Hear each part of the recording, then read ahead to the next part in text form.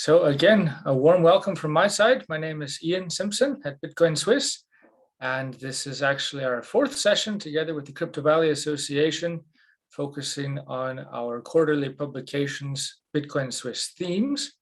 It's great to come back again now in the new year with the next session. And for those of you who've joined before, you'll know, of course, that today's session is recorded.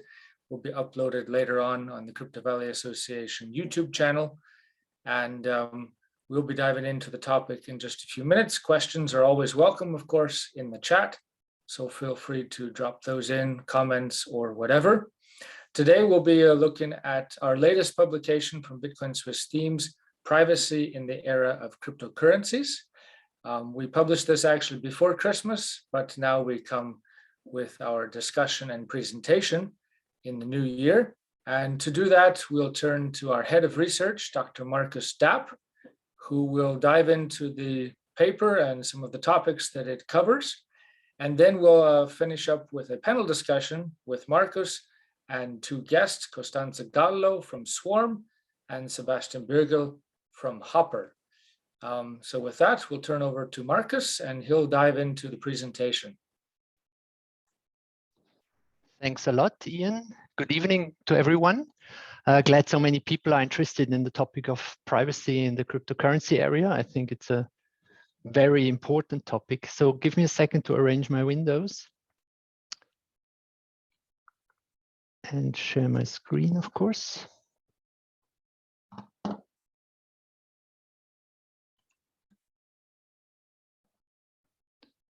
So here we go. You can see it? Because I cannot see people now. All right, privacy in the area of cryptocurrencies. Before we dive into it, a quick advertisement for another publication we did that just happened, was published last week. The Crypto Outlook, which is a quite comprehensive booklet about the trends we see in this crypto space in this year and beyond. And of particular interest for tonight is an interview I was lucky enough to be able to do with Alex Gladstein, the Chief Strategy Officer of the Human Rights Foundation, about Bitcoin human rights and the ESG debate. And we touched upon a few of the topics of tonight. And therefore, I would like to start with a quote from Alex. He said, "I think the natural order of things as we move to the electronic society is centralization and surveillance. But thankfully, there's a disturbance in the force, a positive disturbance, and that is encryption.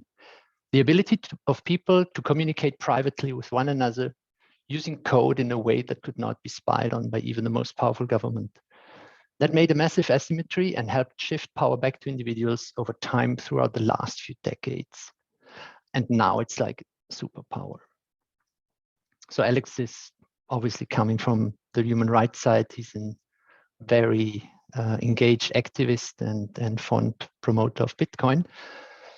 But I think he covers many of the few things I would like to present. So we have 4 key takeaways in our report, and I just briefly highlight them, and I cordially invite you to read the full report online.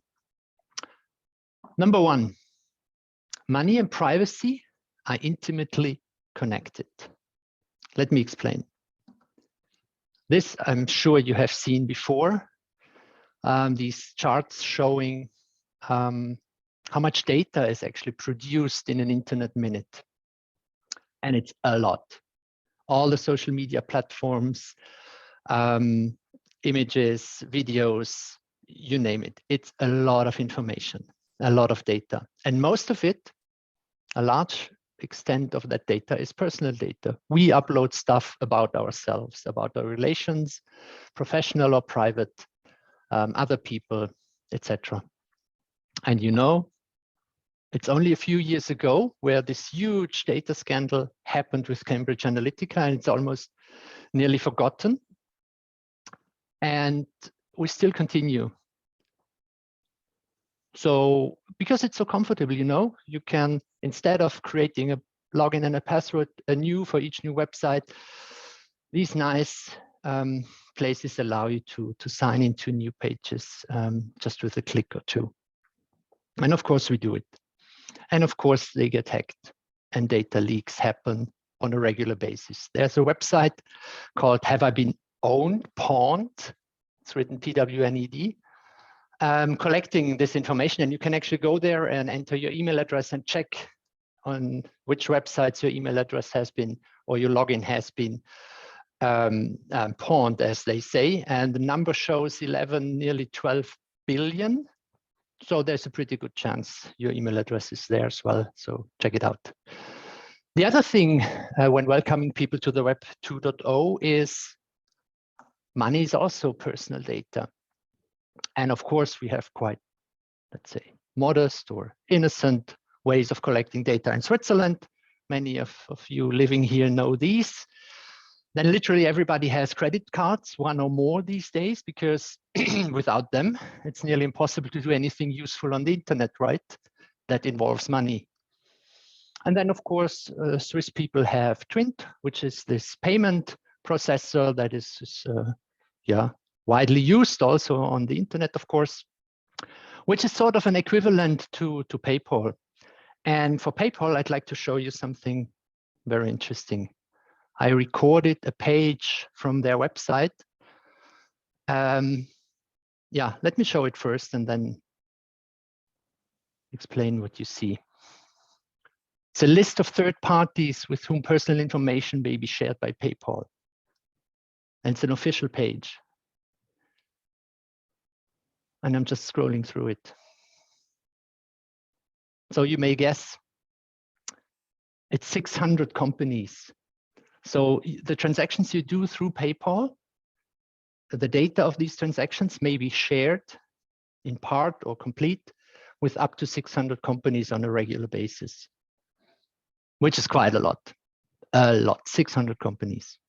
And why do we know? Well, because we have GDPR and they are required to publish this information, else we wouldn't even know. What's possible with all that data? Well, that's what people mean when they say big data is the future. You can do all kinds of things, big analytics. And why? Well, why do people or companies do that? Finding correlations, predicting behavior, predicting sales, predicting risk, analyzing sentiment, and several other things. And the more data you have, the better that works, obviously. Then you can do all kinds of analysis across, slice and dice your data in many different dimensions. So for example, now you know millennials go to restaurants if there is no COVID, instead of going to the shop and buying the food for themselves, and many other things. And in that environment, where literally every website you visit collects data about you, because it's part of the business model, we try to talk about this. The ability of an individual or a group to seclude themselves or information about themselves and thereby express themselves selectively. Not all about myself should be revealed, but just those aspects in those circumstances I select. So financial privacy is an important individual right, yet the traditional financial system is increasingly unable to protect our data. And why is that? Well, because money became digital as well. So in the beginning, we used valuable things as money, because that was a bit cumbersome. Then we started to use paper representing something valuable. And then some people figured out that most of us prefer carrying paper to gold nuggets. So we switched to paper only, and there's no backing of gold anymore. It's called fiat currency. And then, of course, digitization happened, and paper became plastic, and we are using credit cards for all kinds of things. So money is not really visible. And most of us are living in this area, in this space. And a few are over there in this new space called cryptocurrencies and symbolized with Bitcoin. Interestingly, the latest and the first share a property that the others don't have. Both gold and Bitcoin and other cryptocurrencies are bearer instruments. That means you can actually have it and control it. You're not controlling the money that is issued by the government or the central bank, actually, because in times of emergency, it can be confiscated. There can be a currency reform. All kinds of things can happen. It's not under your control. And with credit cards, it's even less under your control, what's happening with your funds. But if you have a gold nugget or a gold coin in your pocket, then it's yours and you control it. And actually the same goes for Bitcoin, despite the fact that it's digital. In case you're interested to learn a bit more about this history of money and how fiat currency works, especially compared to Bitcoin, I invite you to read a chapter of a book I wrote before I joined Bitcoin Suisse. It's open access. That's how it looks. And the introductory chapter goes into the depth of this discussion. Takeaway number 2, now cryptocurrencies are here, but generally they are not private. Let's take Bitcoin again as an example. So a bit of Bitcoin history and a few ideas of how Chainalysis works. This is a very famous tweet that is 13 years old by Hal Finney. And it just says running Bitcoin. And hardly anyone noticed back then. He claims, Hal Finney claims he was the first person besides Satoshi to run a Bitcoin node, a miner at that point. And he was mining blocks, blah, blah, blah. And he also claims he's the recipient of the first Bitcoin transaction. When Satoshi sent 10 coins to me as a test. And you can make up your mind yourself whether you believe this and that this person really existed, because unfortunately he died a few years back. But we can actually check the thing with the 10 coins because it's a blockchain and it's a public blockchain. And here is the block 170, that contains 2 transactions. I'm only showing the second one. The first one is when the person mining that block received 50 Bitcoin as a reward. So these are the 50 Bitcoin that person received. And then the transaction happened. And as you can see, 10 Bitcoin were sent to this address. And a change of 40 Bitcoin went back to the same address. So if that is correct, what we see on the blockchain, and if this information over there is correct, truthful, and this person is who he is, then Satoshi Nakamoto, whoever he or she was, sent 10 Bitcoin to him, and this address belongs to Hal Finney. And from that basic logic, an entire industry developed that does analytics on blockchains to figure out which address belongs to which entity, what goes together as a wallet, etc., etc. You're not going into that, but that was just to illustrate you that, of course, it's possible to analyze this blockchain. And the more sophisticated you become with statistics, well, the more information you can find out. And of course, the big players like the centralized exchanges are easily to be found because they usually have huge amounts of coins on the various addresses. If you're interested to do this on your own, Blockchair is one of the explorers you can use for that. Now, of course, the Bitcoin community is working on making it less easy for these companies to figure out which coins belong to whom and who transferred to whom. So let me just give you a few examples. We're not going into any details, but just a few examples for privacy improvements in the Bitcoin space. On layer 1, you may have heard Taproot The recent technical upgrade to Bitcoin was activated in November. It uses something called Schnorr signatures, which allows signature aggregation. That means several, if you have a multi-sig transaction, several people can do their signatures. And at the end, you have one signature, and you cannot see from that one signature that several people signed it or just one. And that means,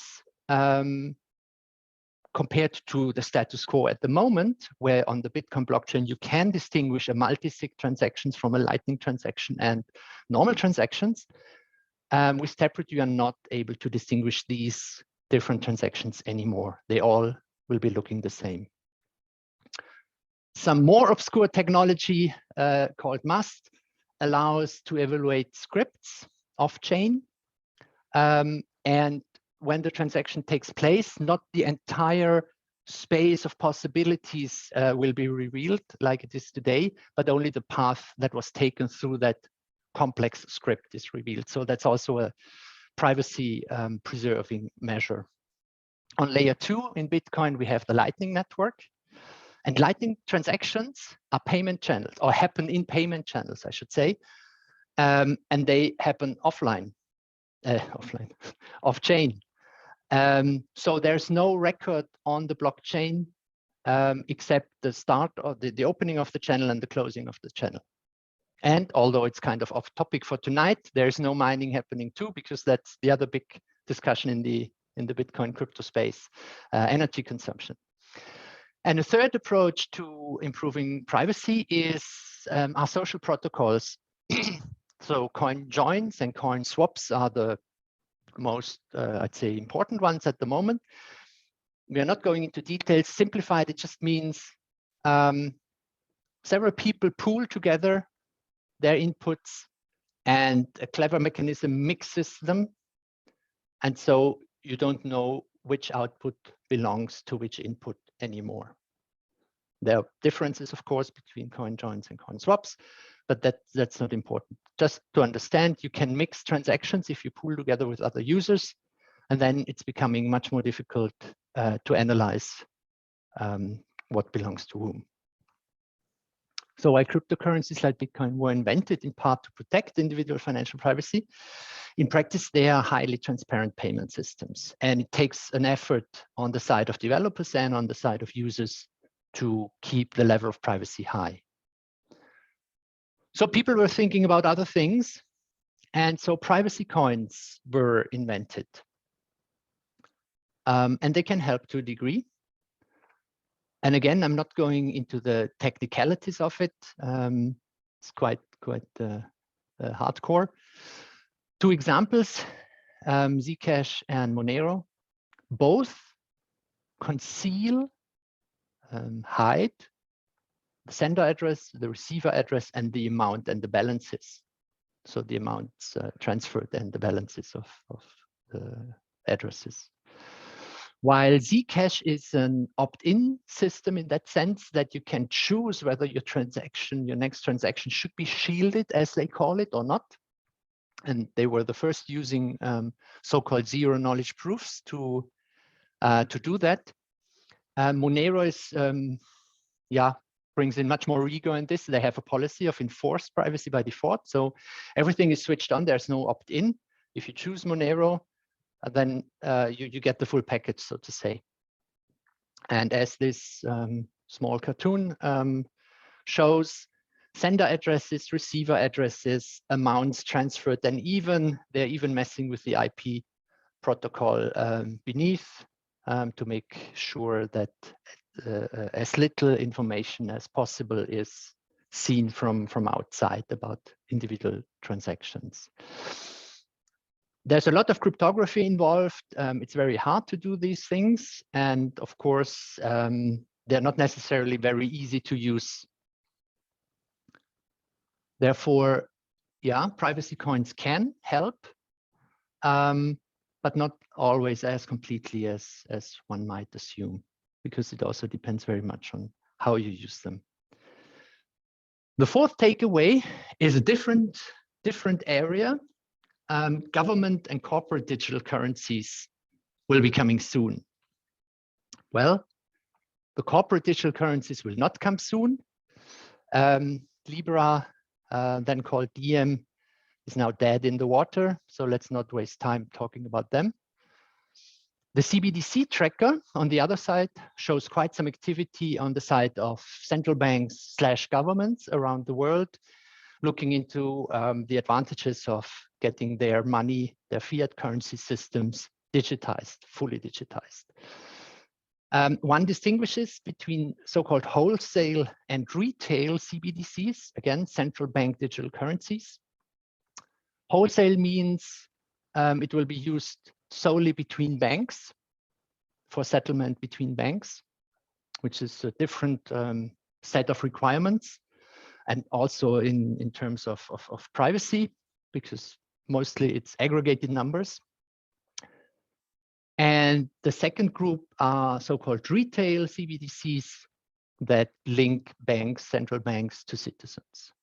And I was surprised myself that there's more activity in that group than in the wholesale group. So you can see here, mostly countries do research or proof of concepts, very, very few pilots, and even less launches yet. But we definitely can expect more in the next probably 2-3 years on that front.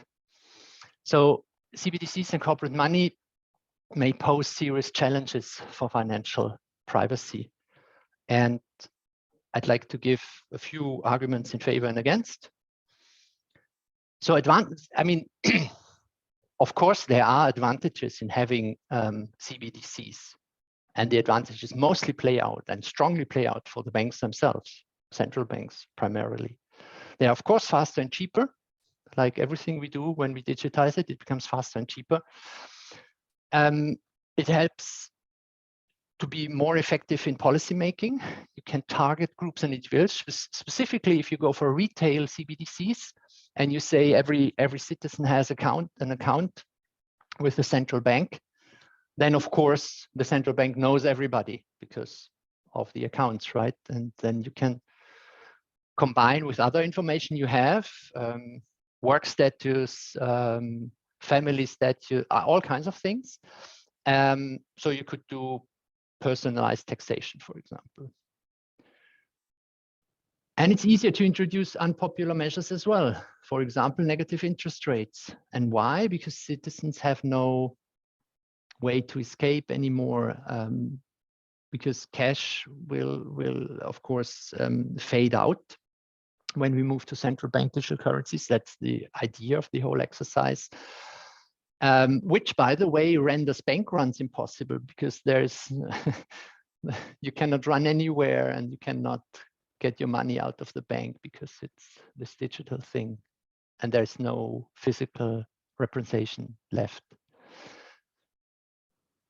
On the other side, there are a few issues, particularly for the citizens rather than for the banks. And of course, again, it depends on the design. But if a central entity like a central bank implements such a system, it's possible to track all transactions of all citizens and businesses in real time. So anonymous cash payments will be impossible in that space, even for completely legal transactions. And think about it, when was the last time you paid something somewhere and you wouldn't want to know everyone that you did that? And it was still perfectly legal transaction. Governments can, of course, use the transaction data, and maybe it's not Switzerland, is not the prime country to look at here, but governments can use transaction data to personalize fiscal policies, again, automatic taxation or fiscal benefits like universal basic income. But it's not as democratic as we wish it to be, because the central bank is not an elected body. It's not the government. It's the central bank. It has different rules, and they are much less transparent than our governments are. And of course, it opens the door for behavioral economists in the government / the central bank to nudge, manipulate, or even prevent transactions for certain people. And again, don't think primarily about Switzerland. There are so many other countries in the world where you have authoritarian regimes. And if they can use this powerful tool, why wouldn't they? So a few open questions maybe for the discussion later. Will we see and that's a term I use and coined, will we see something like a surveillance monetarism? So basically what we've seen with all the FANG companies and surveillance capitalism now on the side of governments and central banks. Maybe not everywhere, but in some countries for sure, because it's easy to be done and some governments try already, work on it. And also, what are the geopolitical implications? It's not just about citizens in this country where the CBDC is launched. Take China as an example. They are quite ahead in their plans, and we know they have other digitization projects like the Citizen Score, etc. And they have the Road and Belt Initiative, which means the trade relations to their neighbors. And what will happen if China asks their neighbors to also consider the EU? And would that mean that the citizens of a foreign nation can be surveyed by a country? Or how would that go? So with that, I thank you for your attention, and I'm happy to discuss. And of course, nothing is financial advice. Thanks. Of course. Thank you very much, Marcus. Super overview. And again, as you already mentioned, we invite everybody to read the paper online. It's in actually the event which you signed up, where you signed up for tonight's webinar. So you can find that online at our website, bitcoinswiss.com. Very, very interesting. Surveillance, privacy, Bitcoin, all of this comes together now at this time in a very interesting time. Would you say this is kind of a crossroads when it comes to privacy and financial independence or financial freedom? Well, maybe we have not reached the actual crossroad, because I would argue governments or central banks are, let's say, cryptocurrencies are faster in development. But it could happen, yeah. It could happen, and I think it is a crucial time, or the beginning of a very crucial time, because in the next, I don't know, 2 years, 3 years, all these design decisions I was hinting at will be made, at least in those countries that seriously go about CBDCs. They have to make these decisions. Is it retail? Is it wholesale? How do we do it? Does every citizen get an account? How do we have shielded transactions in CBDCs? Why would we? And if we do, is it still possible for the central bank to lift that shield and still look into it? Or the government says, well, for crime protection, pornography, drugs, and the usual suspects, we need to be able to lift the shields, etc., etc. So it's important. I can only invite everyone in their own countries to be alert and also participate in this debate, should it arise. Yeah. Mm-hmm. Mm-hmm. Very interesting. Yeah, I think we're getting some questions also into the chat and so on. There's the topic of China, right? And you raised this. I actually read now just recently, yesterday or the day before, about the Olympics in China and privacy, surveillance, and so on is a concern there. And that there was actually an information that there was a recommendation to foreign athletes to use a disposable phone during their time in China. Good idea. So this is something that's coming up. There's the question in the chat. Central yeah, how do we keep projects or more and more projects as they come up, metaverse, Web3, independent? Is there one, because we in the paper address a few recommendations for individuals, perhaps if you are using cryptocurrencies, but generally, what is the way to look at it? I mean, the question is who will win, right? Here. So it's harder to stop cryptocurrencies than it's to stop governments. I think that's something we could say. Really decentralized currencies, cryptocurrencies are really hard to stop. And China and Bitcoin are maybe a good example from last year, when China decided to ban for the 10th time, but then for good, ban mining of Bitcoin in the country and basically ban more or less everything around the use of Bitcoin. And it was effective. So they closed down all the mining companies. They struggled getting their mining rigs out of the country, et cetera, et cetera. Hash rate was dropping by half. And then it took 6 months or 8 months. And now the hash rate is higher than it was before. And that was probably the country with the strongest motivation to stop it. But did they stop it? They didn't, right? It's just elsewhere now. And of course, now you could say, well, maybe the next countries will try to stop it, but then it will move to another place. And at one point, game theory kicks in, because at one point, for one country, it makes sense to not ban it. And we have a precedent, yeah, which is El Salvador, right? Then, of course, you can pressure such a small country quite easily today. But yeah, I'm not sure about really stopping cryptocurrencies.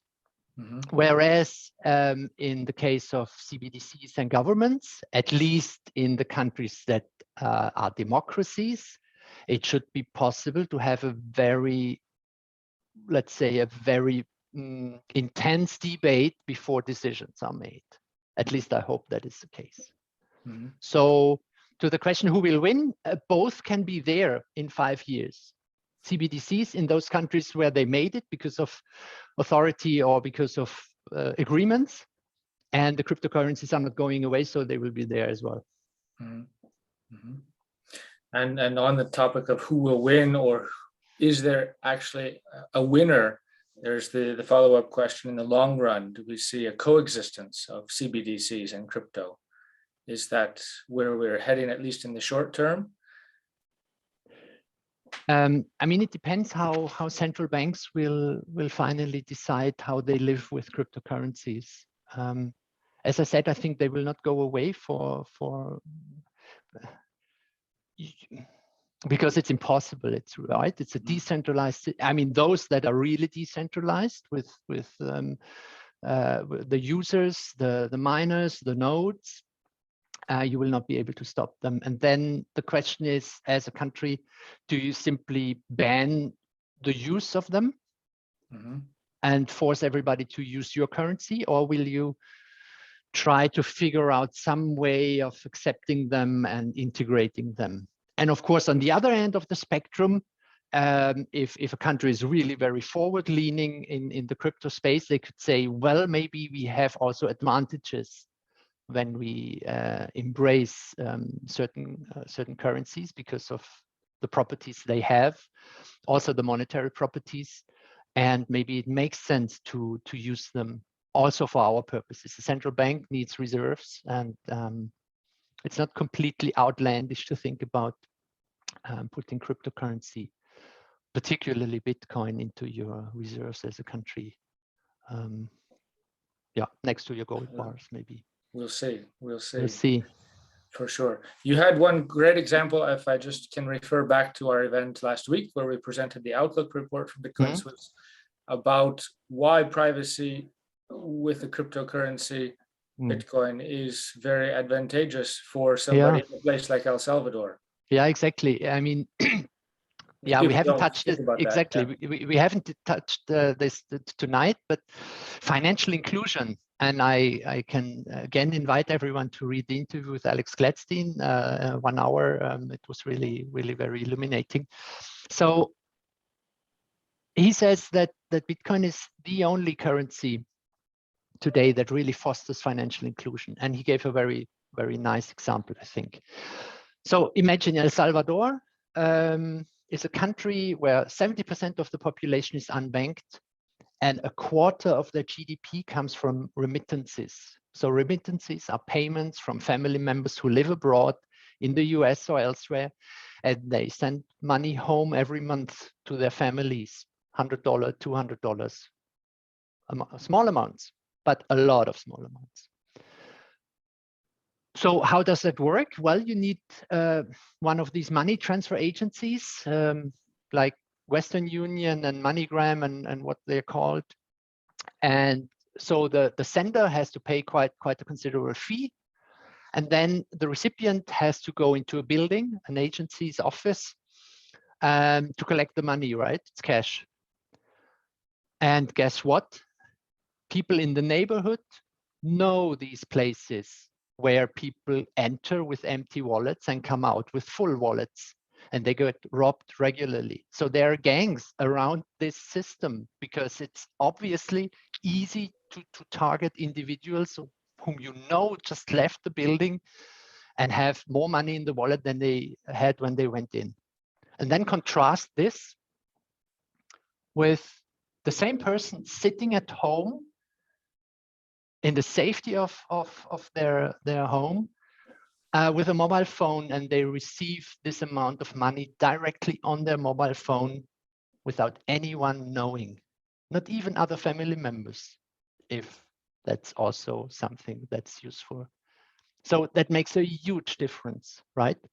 And you still have 70% people unbanked, but they don't need a bank.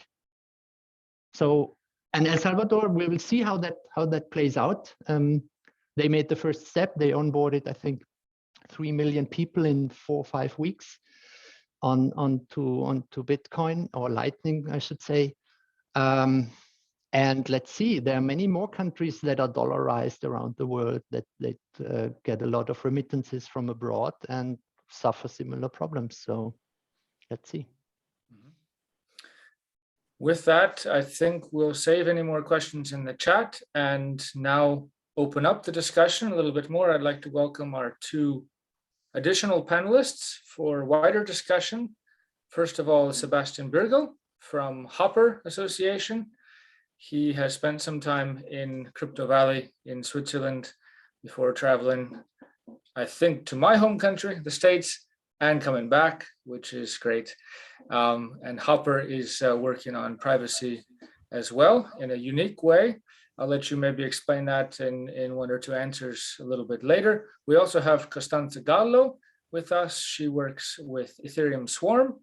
Ethereum Swarm, of course, the decentralized storage solution.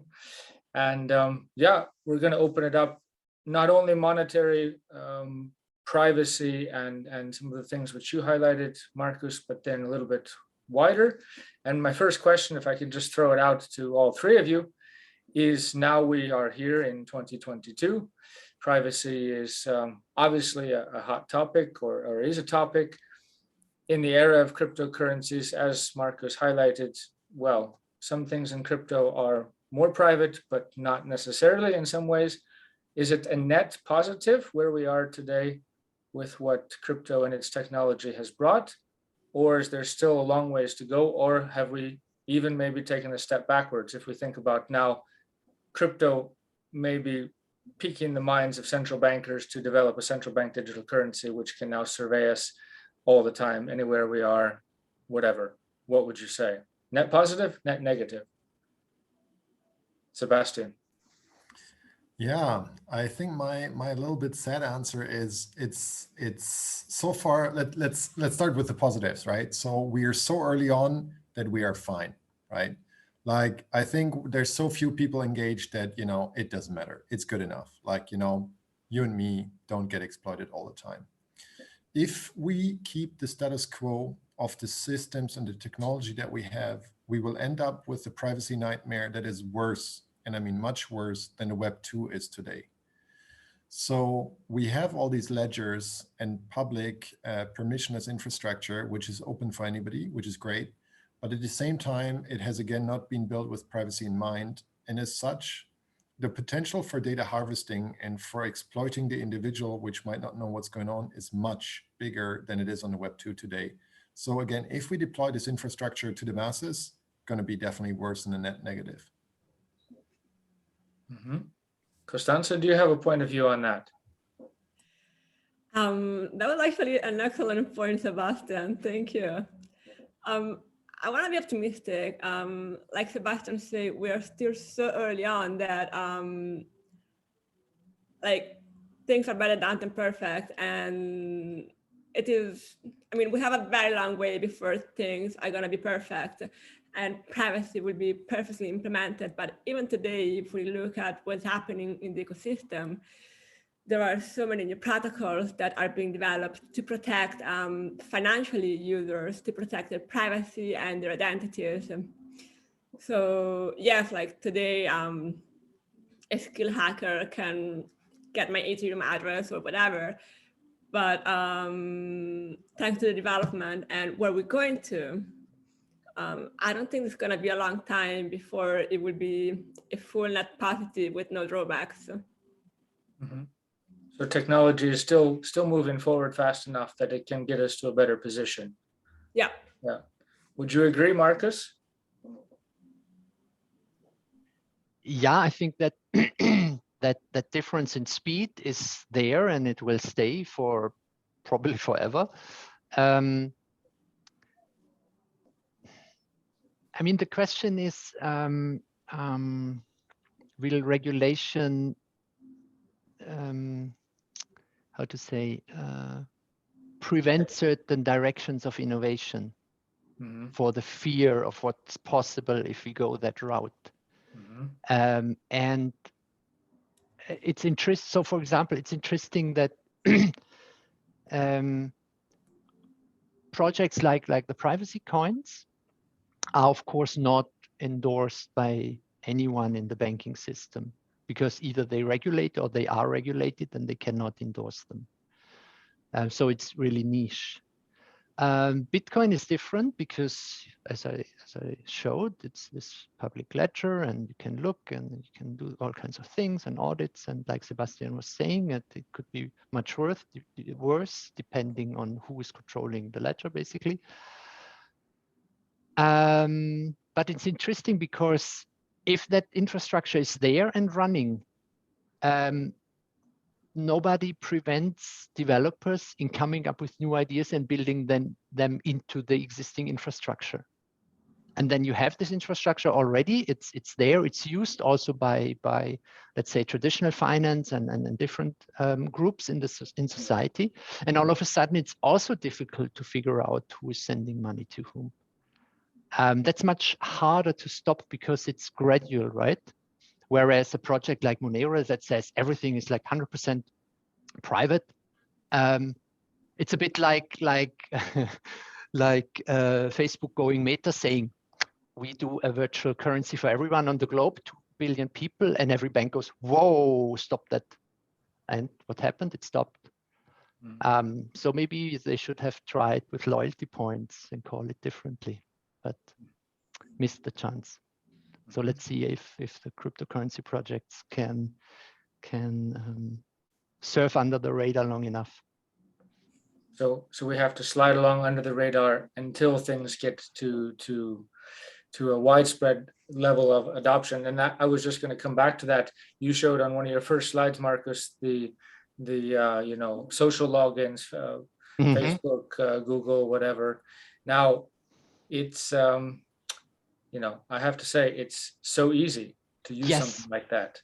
It is so user friendly like that. And I know Sebastian is working on some things with HOPR. Swarm is working on decentralized data, but all of these things, as tech develops, right, are still not user friendly enough to be as easy as clicking that Facebook login. So like, is it going to actually catch up? Do people really care about privacy these days? Really? Seriously? Let the entrepreneurs answer. Sebastian? Yeah, I mean, I care, right? So I try to care, and even though I'm sometimes surprised by, you know, what today's infrastructure has in stock for me, but I would say two things. There's kind of like, I think most of us here are seeing that crypto will grow a lot and we will achieve mass adoption. So the question is how? And I see two possible paths which might overlap. One is institutional adoption. My claim is that institutional adoption of crypto assets needs institutionally compliant data privacy protections, which is, I would say, largely not in place today. And the second one is, if we're really thinking about the anonymous degen traders who are mostly active and moving the largest amounts of funds in the crypto space today, they are increasingly privacy sensitive, partially for good reason, right?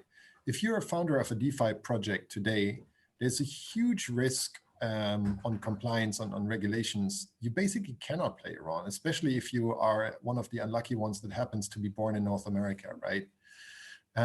So, and seeing kind of this retroactively enacted regulatory measures is just like a huge thing. So what we see already happening today is DeFi projects, well, what do? Well, founders and the entire founding team start being anonymous, right? Now, this sounds insane, right? Why would anybody invest money in something that's insane? Like they're just going to run away with the money, and we've all seen it happen. Right, in theory, if nobody does due diligence, that's going to happen. But what crypto provides us is with means to build projects that are totally transparent and which can prove that there's no way for me to run away with money, even though I don't show you my face, even though you have no idea who I am, or, you know, need to trust me in any way or form. And that's the part which I find extremely powerful. So in short, yes, I see two ends of the spectrum, which are very different in nature. And both of them are striving for really next level of privacy. So for me, again, I'm biased, right? But for me, it is absolutely inevitable that we have privacy across the stack. And I think Marcus in his presentation touched upon some interesting examples of on-chain privacy coins. There's other on-chain privacy technologies also, but also off-chain technologies which are required across the stack, right? It's not just one thing. We have to like, you know, we have to keep it watertight on all levels. Mm-hmm. Constanze, would you say that, like in Ethereum Swarm and decentralized storage, decentralized data, of course, this is something that is basically meant to counteract what Marcus showed in his presentation, where there's huge data leaks and hacks, and your email address gets leaked somewhere all over the internet. Is this part of what Swarm tries to develop and tries to build to beat this? So what Swarm is developing is this decentralized storage, where to protect also through the layer of the Fair Drive to protect people's privacy. And this is one of the core things that we're focusing on, is data ownership and making sure that people get back to their data and they get back ownership of their own data. Because what's happening today is that we're becoming more and more digital. Like, we are spending all of our life online. And also technology is collecting data at a crazy pace. And we even generate data in ways that we couldn't imagine just 1 year ago. I'm pretty sure that even like in 6 months, everything will be even changed. And so what happens is that there are ways to exploit our data that we can't even imagine now, unless we're like following that super closely. So, and they become way more sophisticated every day. And what is fun, what is sad mostly, is that with the current system, we produce data and companies use this data to refine their algorithm, become better, and sell us stuff. So not only we are not owner of our own data, but we are actually being used as a product. And so we end up like being not only the product of what's happening, but we're being used as consumer of stuff that is being developed with our data. So for this reason, it's super important to keep the discussion around data ownership vital. And yeah, we're still super early, and I don't think it's going to happen because of government regulations, if I have to be honest. I don't think that data privacy will be implemented because institutions will adopt it, but quite the opposite, as a way to protect ourselves against mass surveillance. So in that, maybe I kind of like have a different view from Sebastian. Marcus, I think you, not to make any comment about your age, but I think you are old enough to have at some point come across the Cypherpunk Manifesto, and this was very privacy focused. Yeah. And there is a quote from the Cypherpunk Manifesto published in 1993, right? So when I wasn't very, very old in 93. I was just a little boy, so yeah. But one quote from Eric Hughes there is that for privacy to be widespread, it must be part of a social contract. And I'd be interested to hear your view, and everybody else also, Sebastian, how technology enables that social contract to help people be private. And then cryptography, Bitcoin, but then maybe we take it a little bit further as well. I fear technology alone is not enough in changing the social contract. It surely extends our possibilities of acting, of doing certain actions that weren't possible before. But I mean, there's a reason why, as you said earlier, it's so convenient and easy to click on the Facebook, Google, Twitter button to log into some new website instead of going through registration, getting emails forth and back, etc. And of course, on the data sharing side, it's that all of us have been trained to give our data away for free in return for free things. You get free email, you get free all kinds of services on the web, right? And this habit, and it's already 20, 30 years old, this habit of getting stuff for free on the internet that used to be paid before is, or well, didn't even exist before, is very widespread, right? And of course, the ones offering you the free stuff are not the ones who try very hard to tell you what the price really is in terms of your data. So, and so technology, I mean, if we reach a point, and I love to hear Sebastian and or Costanza say something about the UI and UX and user friendliness of Web3 applications, DApps.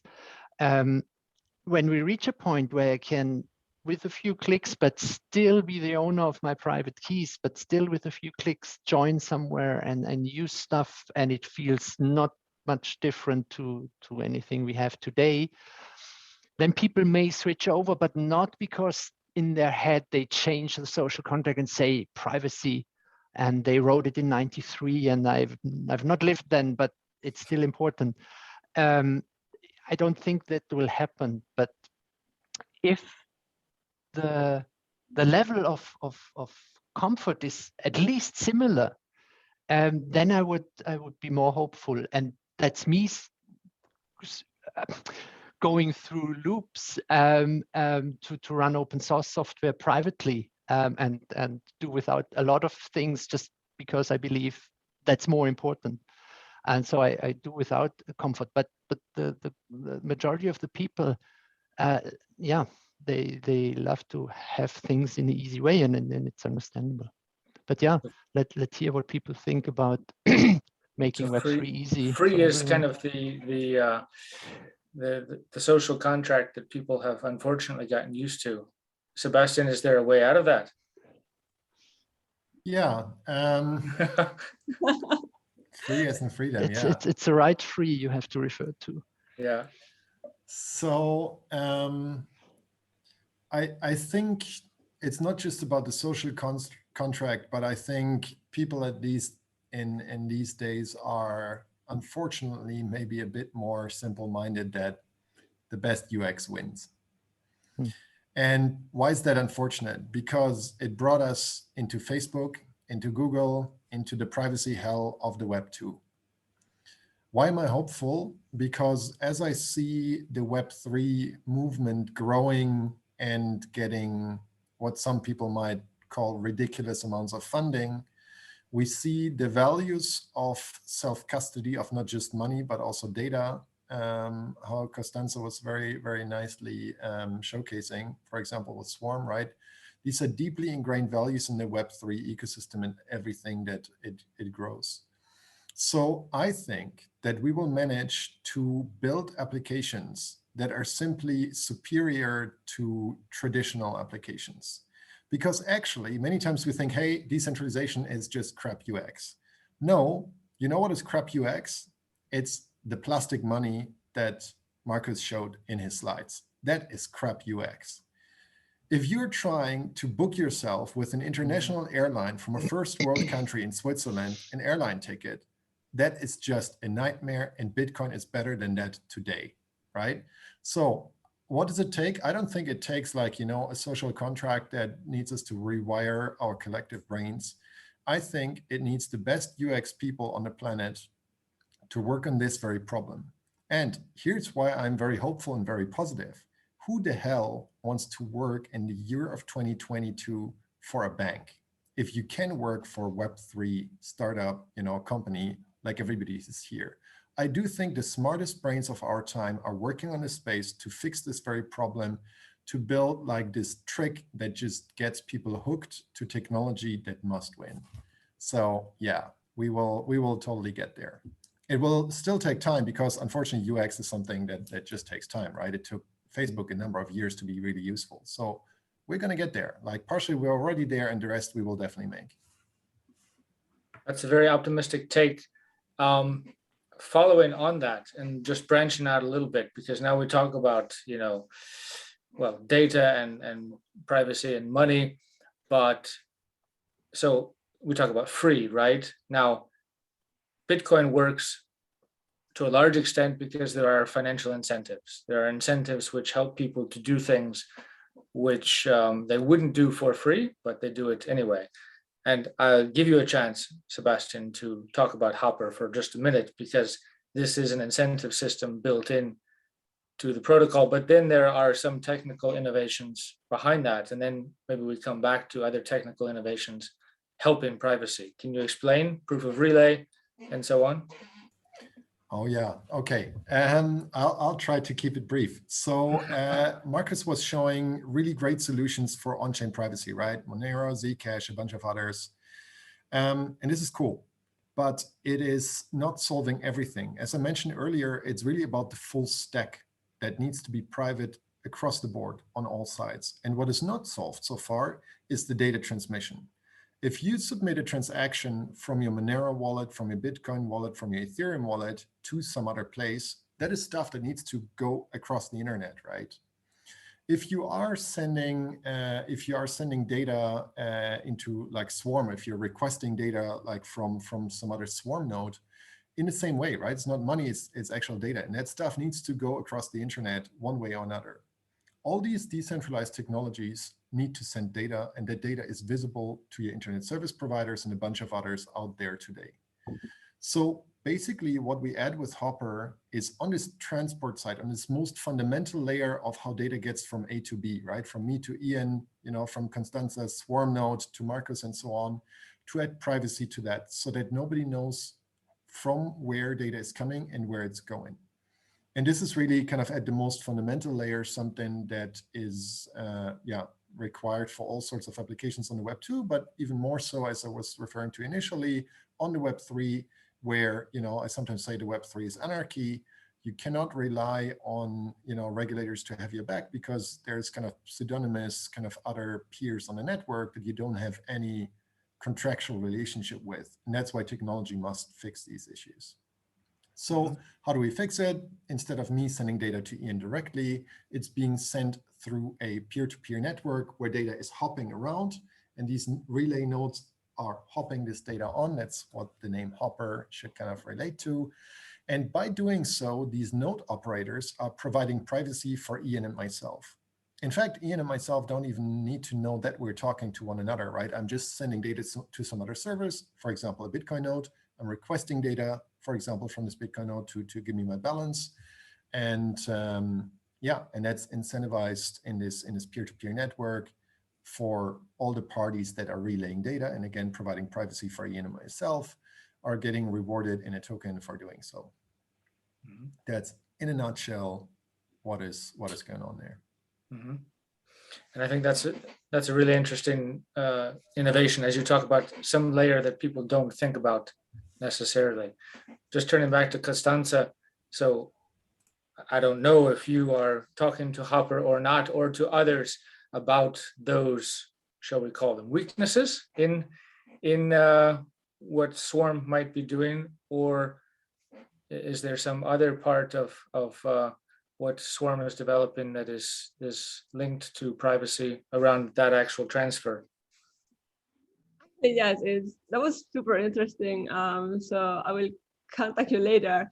But basically, so the way that Swarm works is that whenever you want to upload, let's say, a file on the Swarm network, first of all, your file gets divided into chunks. And each chunk gets sent to a different direction. So that even though in this way, even if someone finds a way to access a chunk, it will never know what's going to happen, because it doesn't have the full picture. It's like having a small piece of a puzzle. If you have a small piece of a puzzle, you can't complete the picture, so it is basically useless. And the way that this data gets sent and then retrieved actually works in a very similar way to HOPR.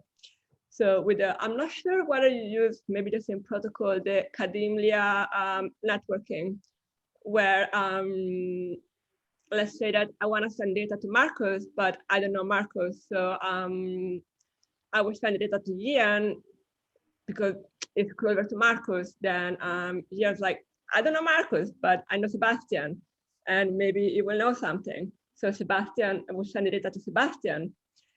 And then Sebastian will be like, I don't know Marcus either, but I know Crypto Valley Association. And we'll send the data over there until then it will finally get to Marcus. And this is the way that communications happens on this web network. And in this way, even the first point of contact, so in this case, Ian, you will never know whether the request was coming from me or I was acting on behalf of someone else. So in this way, it is completely anonymous because there is no way to know where the request starts and when it ends. So, yeah. And I can imagine this is going to be very interesting, and this is part of what we follow now in the next phase of cryptocurrency, of Web3 finance and DeFi, like the decentralization of financial products, financial services, peer-to-peer lending, and so on, where there is a lot of back and forth and multi-party transfer of data. That's probably something that regulators and or bad actors, or mostly bad actors, are very interested in getting at and following and tracking. And if you're going to build a secure Web3 DeFi structure globally that continues to grow, privacy has to be a part of that, and security and data has to be a part of that. Just coming back to the technical innovations, Marcus, you talked about Taproot, you talked about Schnorr signatures, MAST, and so on. This was a long time coming for Bitcoin, actually, a lot of things in the mind and pipeline, and finally now delivered. is it going to be used? Will it be a really revolutionary thing, or will it be a slow development that enables more privacy on Bitcoin? I wish I would have brought this chart. I was looking at the chart of Taproot transactions the other day, and it went like, of course, 0 for the longest time, and then it went up like this. So I mean, everything, every innovation, every new step, every upgrade takes time. So at the moment, all the wallet providers, including ourselves, as you know, are working on making their wallet infrastructure ready for Taproot, right? Being able to process Taproot transactions. But that will be done at some point. And as you said, it was long in the making, so everybody knows about the technology. It's not like surprising, oh, now it's there and now we have to start.